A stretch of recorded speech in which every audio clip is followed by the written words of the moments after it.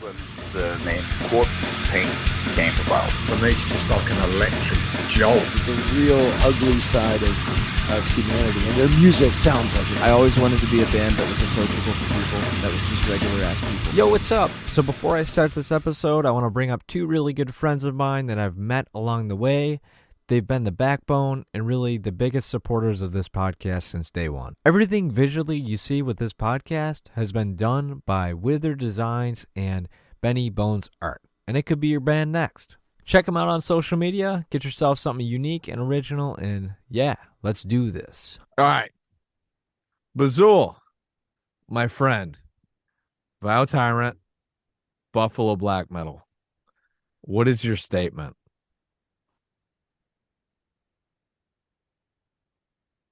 Okay, this statement you caught me off guard there. Fuck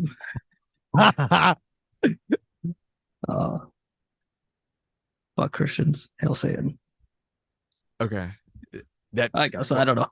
That's good. Fuck Christians and hail Satan. All right, so we started off there. So we brought it up prior to this. You're into nature, you're into traveling, you're into potatoes and flea markets, you are into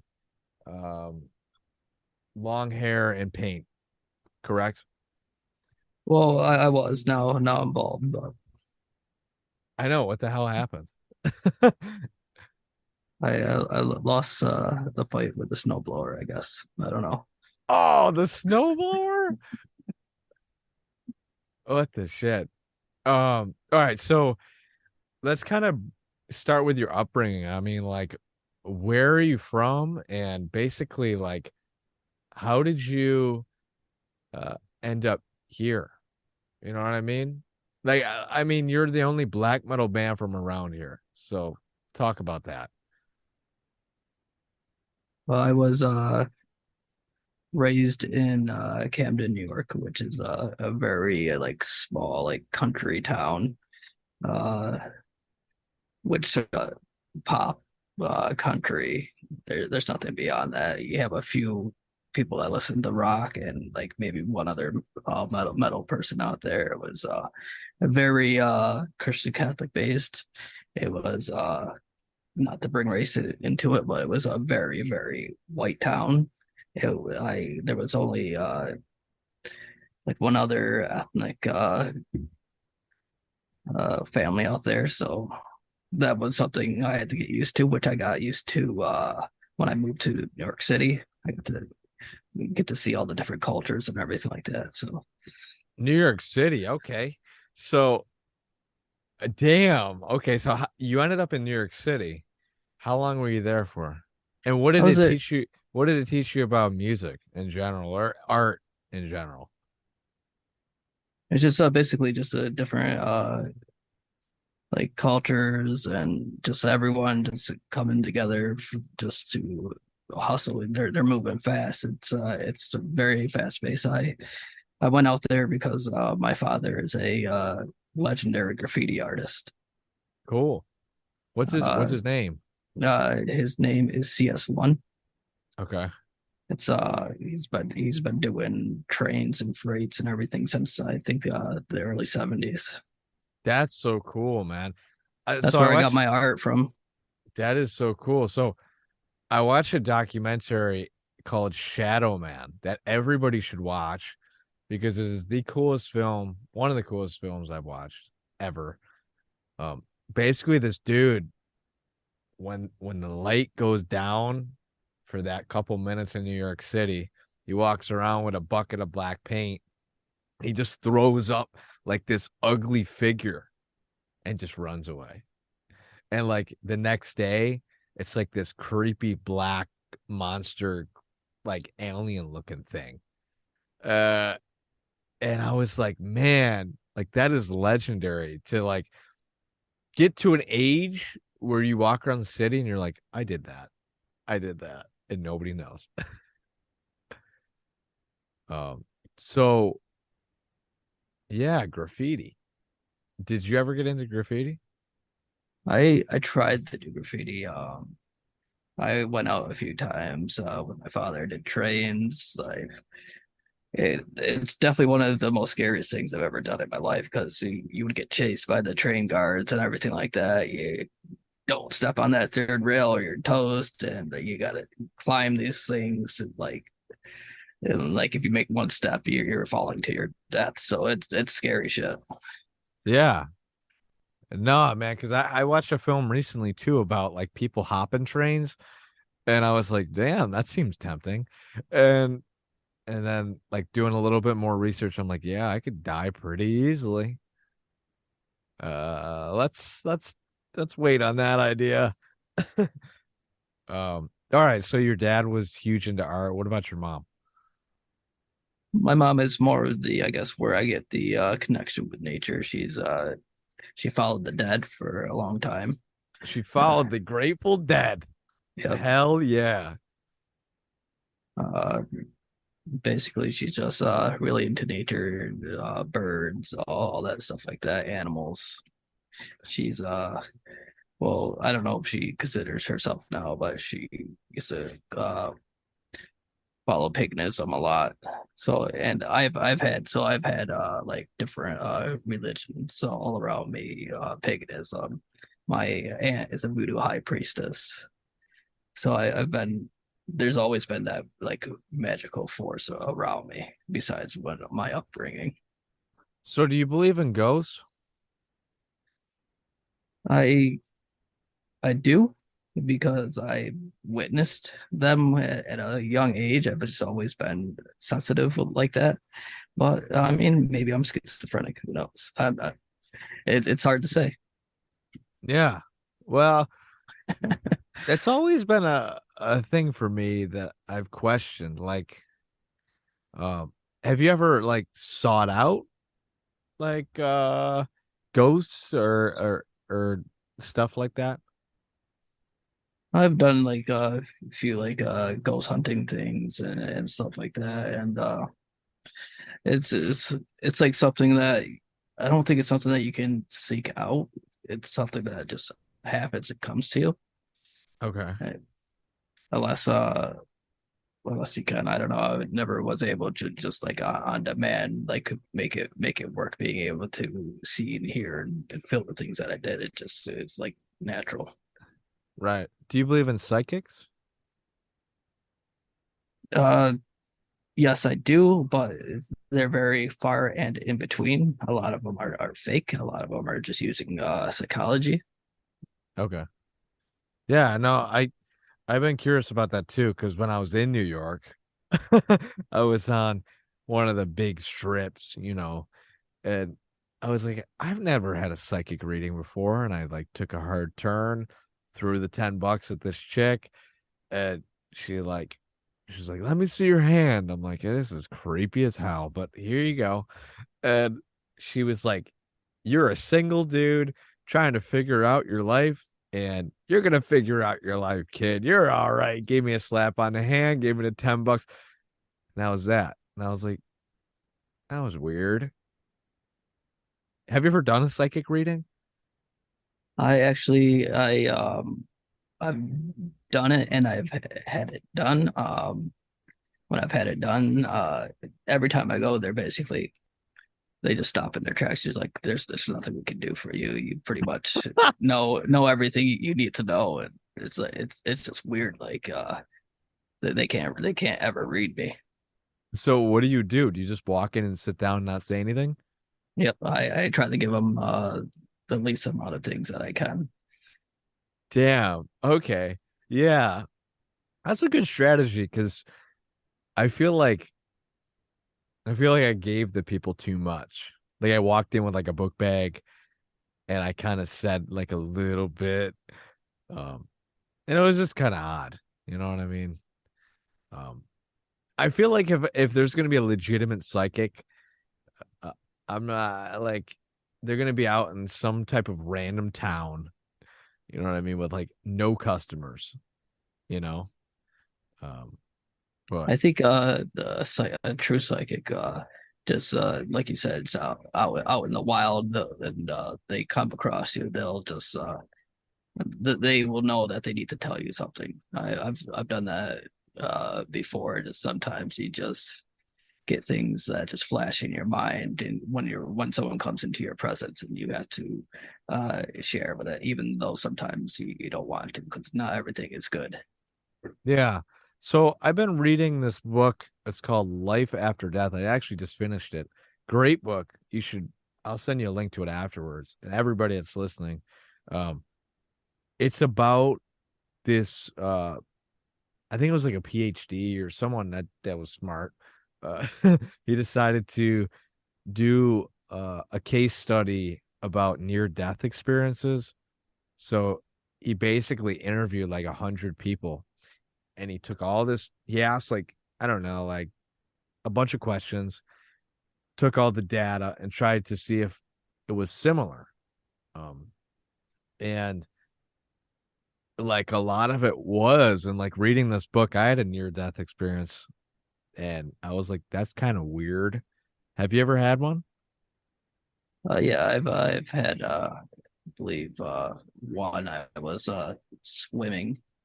Because I would always just be the stupid person doing front flips and back flips and everything off like bridges and stuff like that. And I jumped into this one place that had a big rock sticking out, and I hit my head.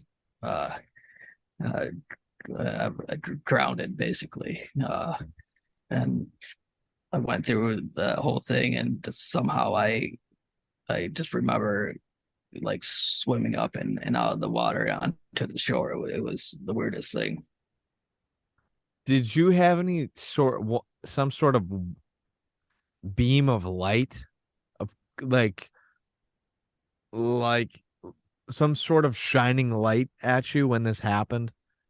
When you I initially hit would your head?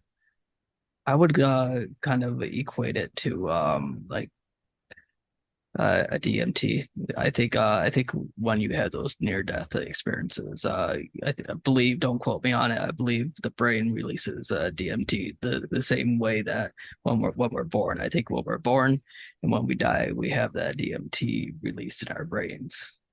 And Yeah. I think that DMT is a lot of people that have done it, they all basically share the same thing. So I think that's like definitely something that's got to be explored with the connection with all of us.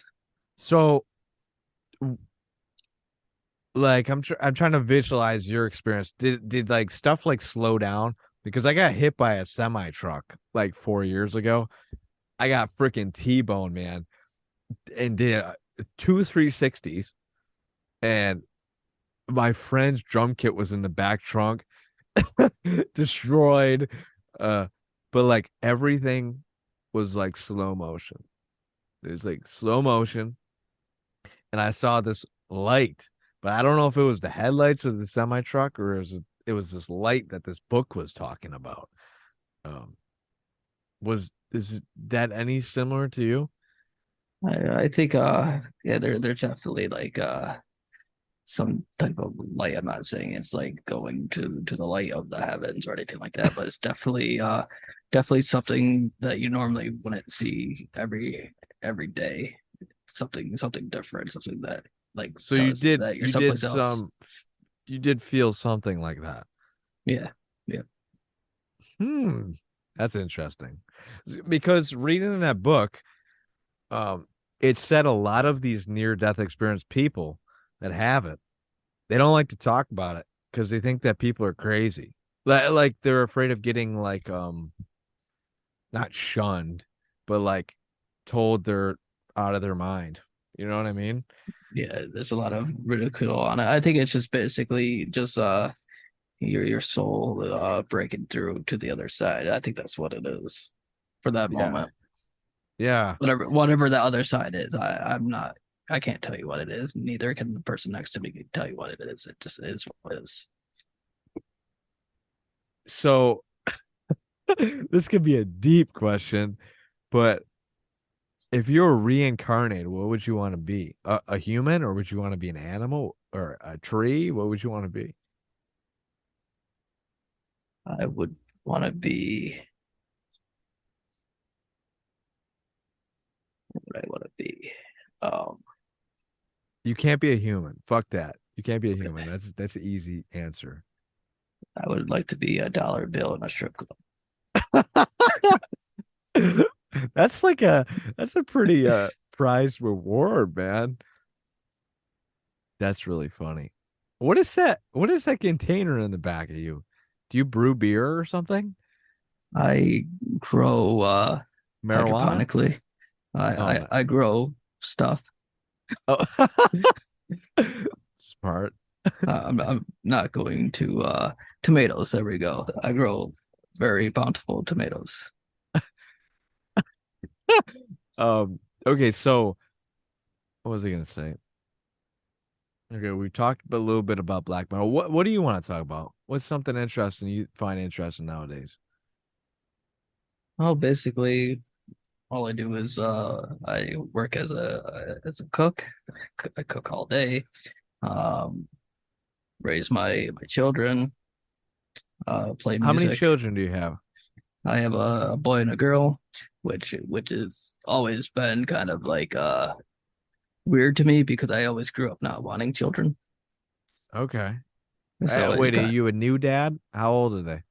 one's gonna be 4 and one's gonna be 2. No shit. Does your girlfriend or wife like black metal? She not into it as much as I am, but she definitely supports it. Cool. Well, that's all that matters, man. Does she like any type of extreme music? She likes pop punk, That's cool. That's which cool.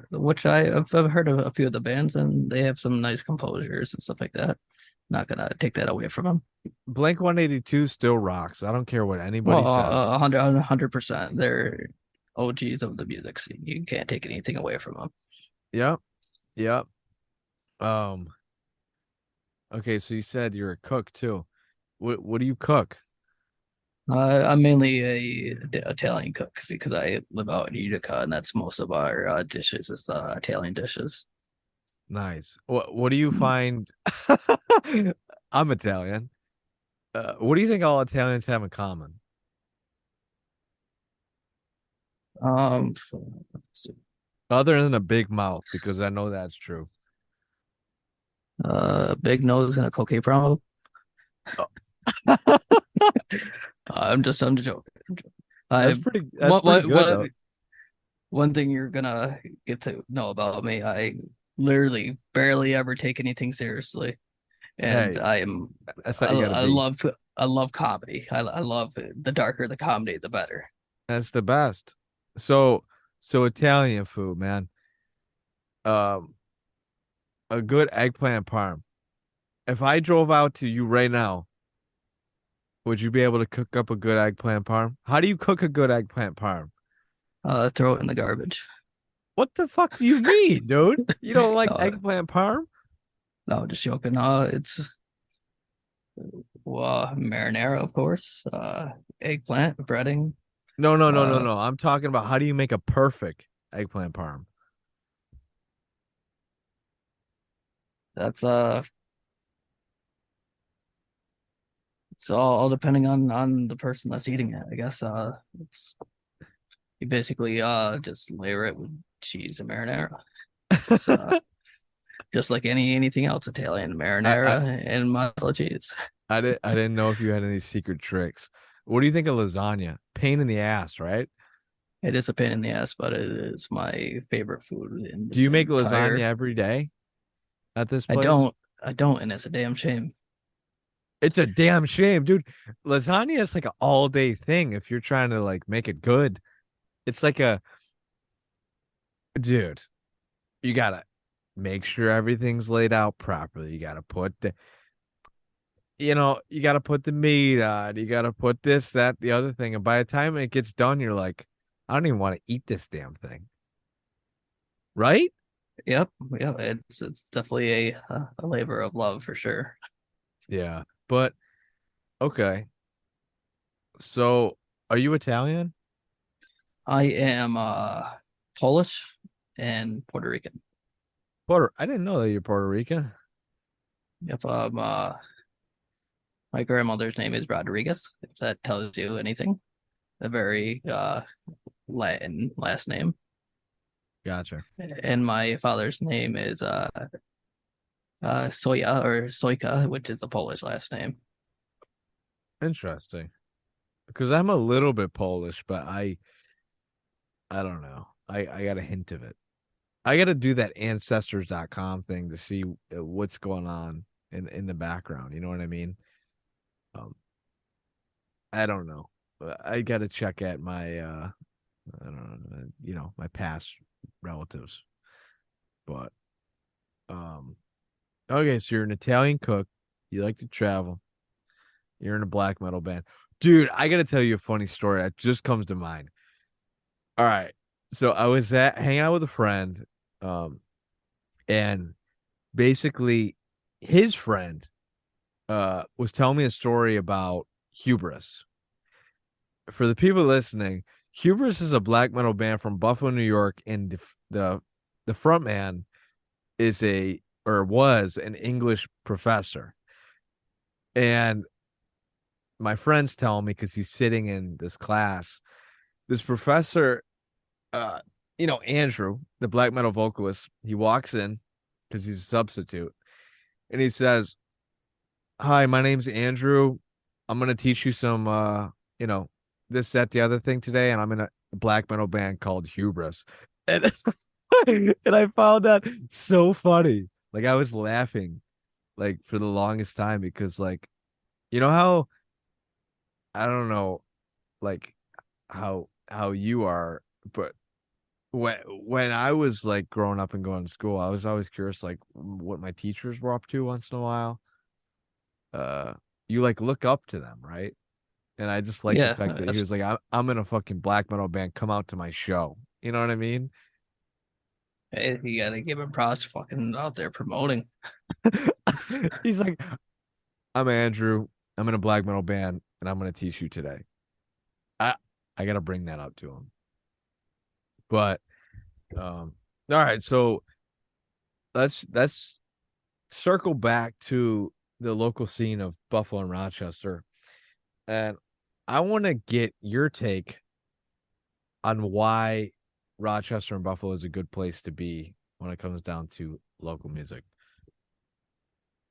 I feel like the dedication and the energy that the fans and the bands put into the music out there is very above par of a lot of places I've been. It's just it's their passion. It's what they love to do. Yeah. No, totally. I I was just at the Displacer show. It was them, and it was a lot of the heavy hitters in the scene, and basically it was the memorial show, the first show back um since James had passed away. And it was crazy the amount of people that like watched Eternal Crypt, and like people were crying, like people were like losing their mind, like the whole place at the bug jar was packed, you know. um I'm quite curious to see what other scenes are like. um have you guys been in New York City to play? We have not yet. We were supposed to go to the Lucky 13. We were supposed to play that battle for Wacken right before COVID happened. Yeah. Vakken. Wacken, whatever it is. Dude, that would be fun. That would be freaking fun. All right, so let's go back to the plans for the band. I mean, what where what is the ceiling? Like what are you trying to achieve with this band besides um making good music that entices people like me live? It's basically trying to just break through the other side with the vibrations and everything that we create to really personally connect and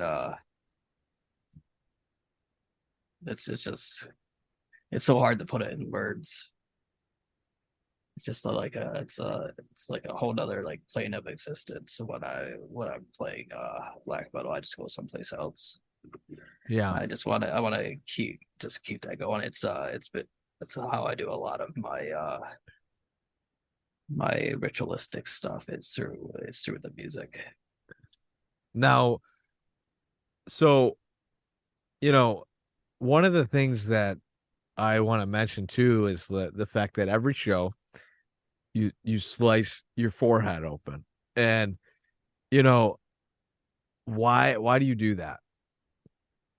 That is one. It's part of our ritual. I sometimes it's to play it off a little bit too much, like well, this is our come out to our ritual tonight or something like that. But when I'm doing it, I'm actually I'm doing you're part of a blood ritual when we're playing. Like you don't have a choice. You're there. Now, And I feel it's definitely changes the atmosphere and the energy that's surrounding. I feel it, and I know everyone else that has to feel it.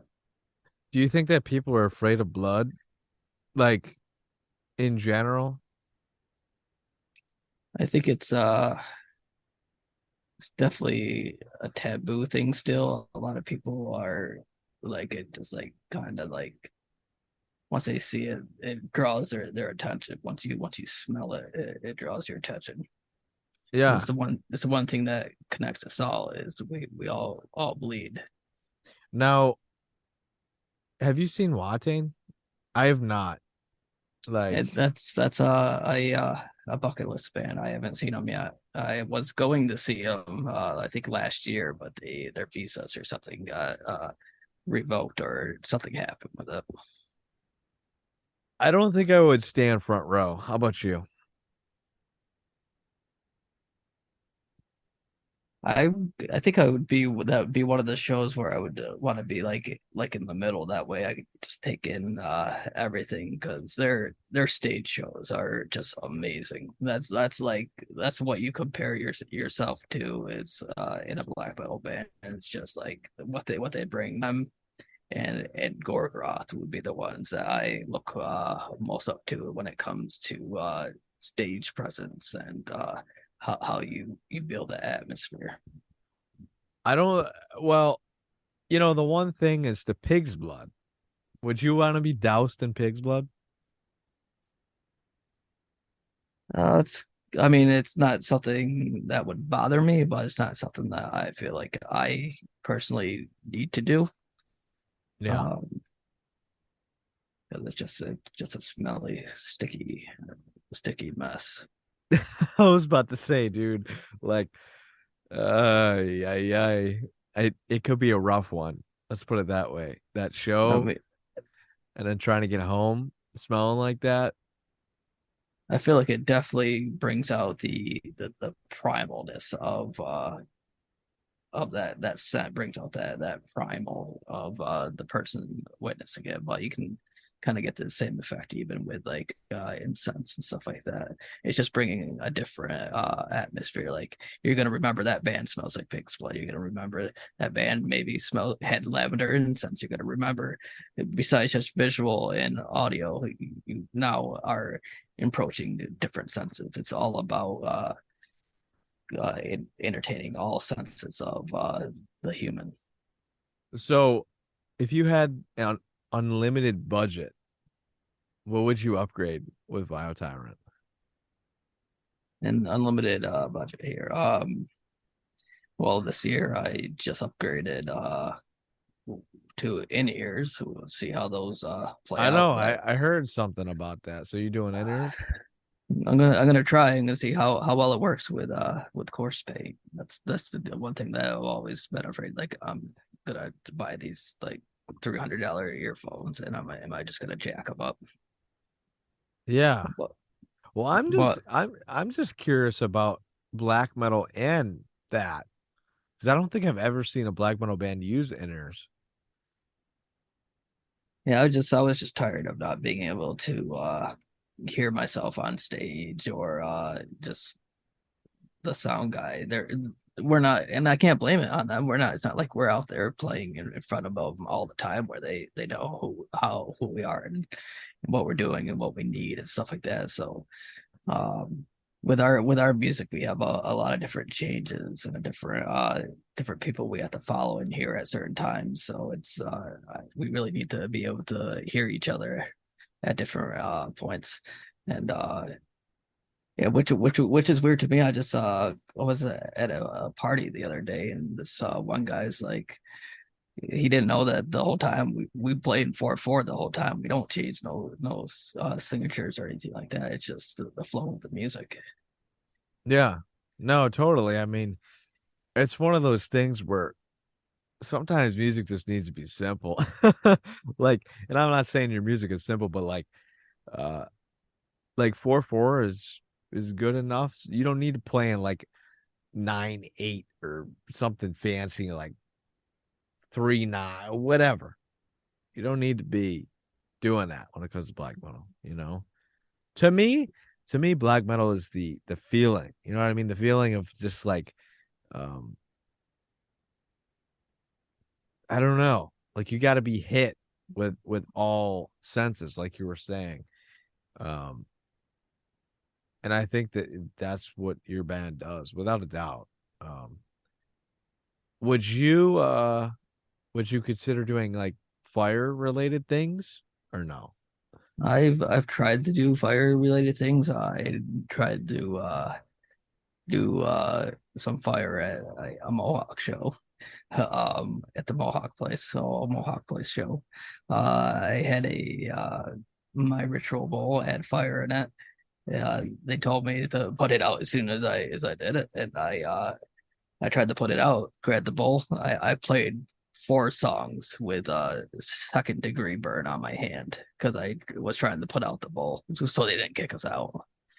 What the hell?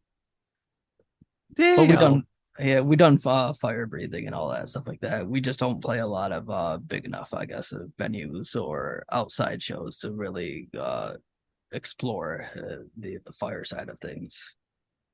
Yeah. Well, I'm curious because like a lot of the black metal bands, they have the attire. Um, I remember seeing this one band. I can't remember their name, but basically they had an altar. Like it was at the Bug Jar, and on the floor there was an altar. It was a Panzerfaust, Okay. Yep. and I remember watching that. I think I was about 18 to 20, around that age, and just being like, what the fuck is happening?